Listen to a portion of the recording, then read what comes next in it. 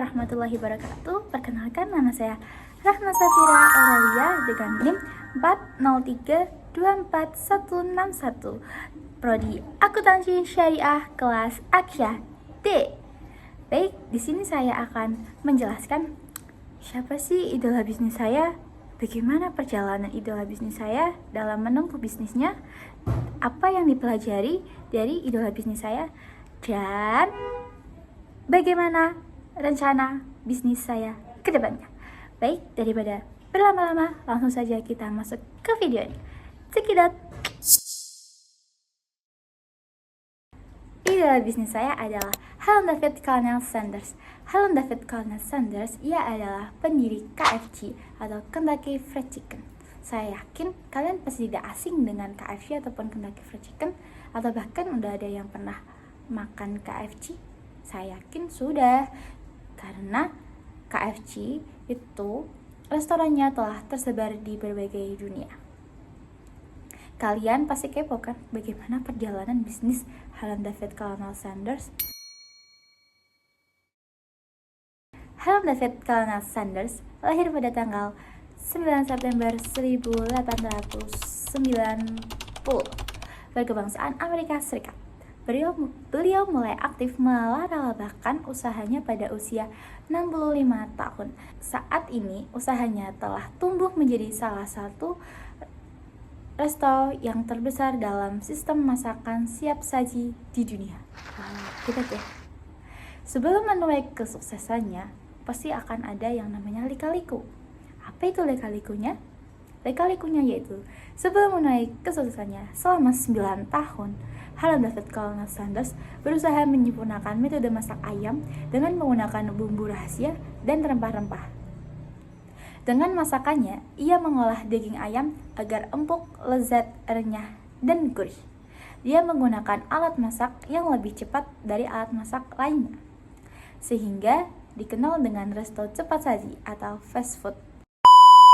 Pada tahun 1952, Halon David Colonel Sanders menjual semua peralatannya untuk bisa berkeliling dari kota ke kota, dari restoran ke restoran, untuk mengenalkan resepnya.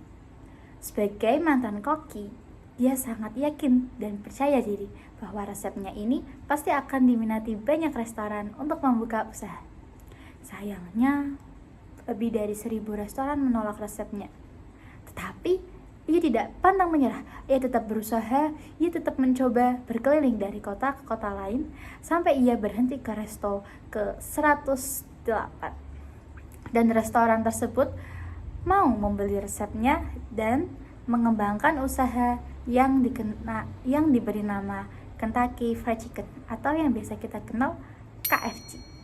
Dan disinilah awal mulai usahanya dikenal oleh seluruh dunia. Sampai sekarang, nama serta logonya atau maskotnya masih menjadi simbol usahanya. Pada tahun 1900, sayangnya Halon David Colonel Sanders meninggal dunia dan dimakamkan di Louisville. Itu adalah perjalanan bisnis Halon David Colonel Sanders yang tidak mudah pastinya. Ia harus melewati 1.000 restoran yang menolak resepnya. Tetapi pada ke restoran 1008 ada yang mau menerima dan mau membeli resepnya. Bayangkan jika ia berhenti di 1.000 restoran, pasti ia tidak akan menjadi yang seperti sekarang ini. Rencana bisnis saya ke depannya yaitu saya akan membuat bisnis atau membuat usaha yang tidak kemakan waktu atau tidak sesuai tren. Karena jika kita mengikuti tren akan berganti setiap tahun, setiap bulan, setiap hari bahkan.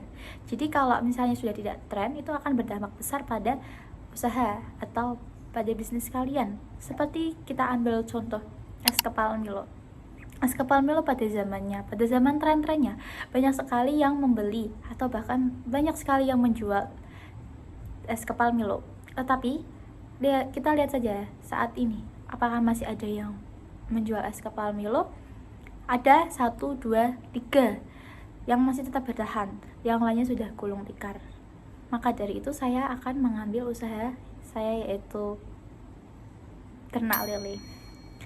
Karena menurut saya ternak lele itu sangat baik untuk saya investasikan ke jangka panjang. Yang kedua yaitu peminat tidak akan berkurang. Nah, terus yang ketiga yaitu saya akan mempromosikan lewat platform-platform media sosial dengan TikTok, Instagram, WhatsApp, Twitter, Threads, dan marketplace. Yang keempat, saya akan mengombinasi atau memvariasi produk saya.